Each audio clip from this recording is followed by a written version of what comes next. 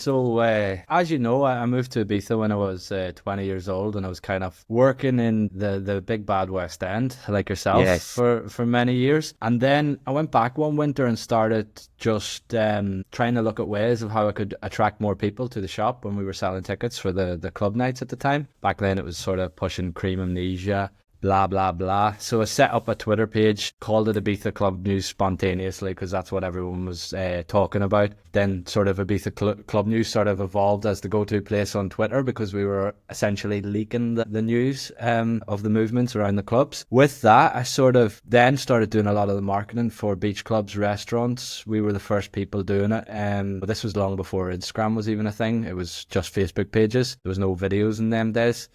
YouTube, I got into YouTube many years down the line thanks to a guy called Henry Sarmentino, who has the Sonic Vista studios in Ibiza. And he sat me down one day and he said, you're always doing something. Why don't you try this YouTube and vlogging? So I was sat in his villa one night, like, what's a YouTube vlog sort of thing? He put me, not in contact, but he gave me a guy called Casey Neistat, who is one of the biggest vloggers in the world. And I just got obsessed with this guy just floating around New York. Now, he is a movie maker, but his videos were like just, I don't know, I wouldn't want to call them nothing, but they were just incredible to watch.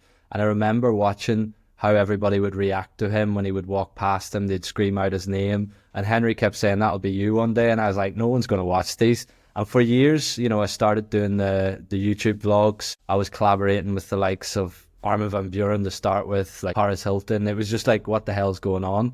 And then it just didn't work, so I gave up. And COVID came, and I was doing a little bit of work with Neil Evans, and I remember turning to Neil one day, like COVID had came, all the DJs bookings were cancelled, we were unsure if summer was starting, and I was in the apartment, and I said to Neil, I don't know what I'm going to do.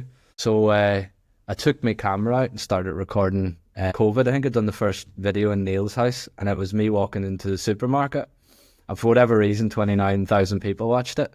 And then we just had the island free then. So I literally, it was almost every day I would take that camera out and walk around showing the empty streets, the empty towns, the empty beaches. And then I just started getting an audience. And then that's when I started to feel really comfortable on the camera because I was no longer talking to the camera, I was talking to people. And then it kind of evolved from there. And then off the back of YouTube, my Instagram's now growing and TikTok's growing. So that's sort of how it all started.